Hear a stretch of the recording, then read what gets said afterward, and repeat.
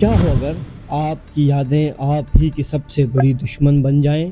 کیا ہو اگر جس سچ کو آپ ڈھونڈ رہے ہوں آپ کو ہی تباہ کرنے کے لیے بنایا گیا ہو؟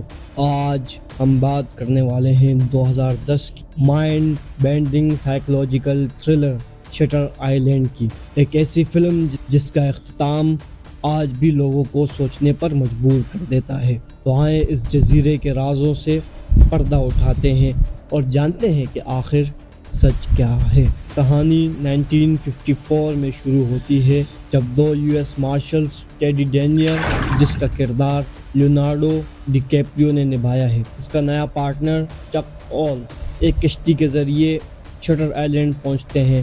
یہ جزیرہ کوئی عام جگہ نہیں بلکہ یہاں خطرناک اور ذہنی طور پر بیمار مجرموں کا ہسپتال ہے۔ یہاں ہمارا پہلا اور سب سے اہم کردار ٹیڈی ڈینیئر سامنے آتا ہے۔ ٹیڈی صرف ایک مارشل نہیں بلکہ وہ اپنے ماضی کے بوجھ تلے دبا ہوا ایک انسان ہے۔ دوسرے جنگ عظیم کی یادیں اور اپنی بیوی ڈولورس کی موت کا غم اسے ہر وقت پریشان رکھتا ہے۔ وہ اس جزیرے پر ایک لاپتہ مریضہ کو تلاش کرنے آیا ہے، لیکن کیا واقعی صرف اسی کام کے لیے آیا ہے؟ جزیرے پر قدم رکھتے ہی ٹیڈی کو محسوس ہوتا ہے کہ یہاں کچھ گڑبڑ ہے۔ ہسپتال کا عملہ، خاص طور پر چیف سائیکیٹرسٹ ڈاکٹر جان کاؤلی، اس کے ساتھ مکمل تعاون نہیں کر رہا۔ ڈاکٹر کاؤلی کا ایک انتہائی اہم کردار ہے کیونکہ وہ اس پوری کہانی کا مرکز ہے۔ وہ ٹیڈی کے ہر قدم پر نظر رکھتے ہوئے اور اس کی باتوں میں ایک عجیب سی گہرائی ہے۔ تحقیقات کے دوران ٹیڈی کو پتہ چلتا ہے کہ ریچل سولانڈو نام کی کوئی مریضہ کبھی تھی ہی نہیں۔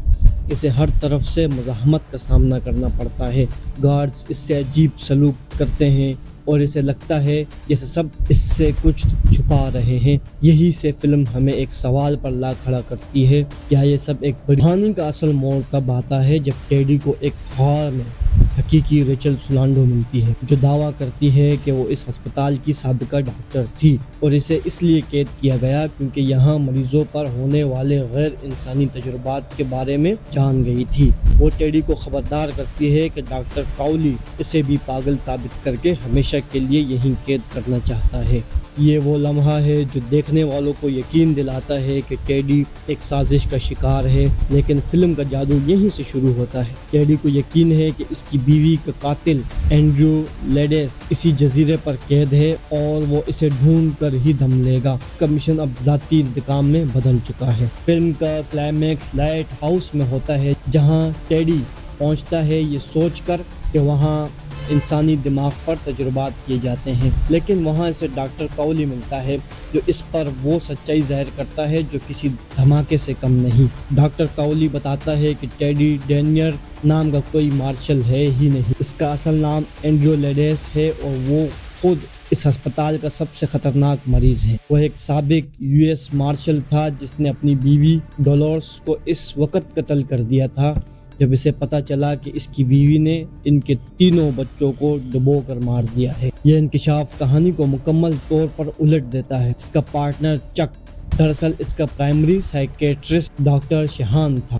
یہ سارا ڈرامہ، یہ تحقیقات، یہ لاپتہ مریضہ، سب کچھ اینڈریو لیڈیس کے علاج کا حصہ تھا۔ ڈاکٹر کاؤلی اسے حقیقت میں واپس لانے کی آخری کوشش کر رہا تھا۔ آخر میں اینڈریو اپنی حقیقت کو تسلیم کر لیتا ہے، لیکن اگلے دن صبح جب وہ اپنے ڈاکٹر شہان کے پاس بیٹھتا ہے تو وہ اسے دوبارہ چک کہہ کر پکارتا ہے اور کہتا ہے کہ ہمیں اس جزیرے سے نکلنا ہوگا۔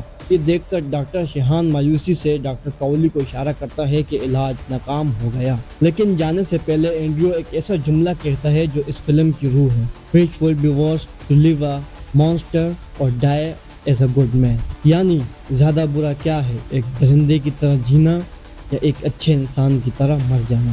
اس آخری لائن کا مطلب ہے کہ اینڈریو کو سب کچھ یاد آ چکا تھا۔ وہ جانتا تھا کہ وہ ایک قاتل ہے، لیکن وہ اس خوفناک سچائی کا ساتھ نہیں دینا چاہتا۔ اس لیے اس نے جان بوجھ کر دوبارہ ٹیڈی ڈینیئر ہونے کا ناٹک کیا تاکہ وہ اپنی تکلیف دہ یادوں سے ہمیشہ کے لیے آزاد ہو جائے۔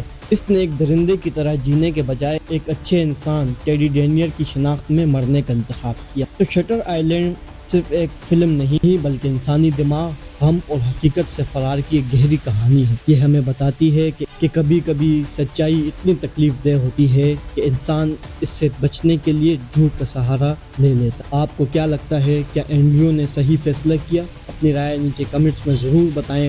اگر آپ کو یہ ویڈیو پسند آئی تو لائک کریں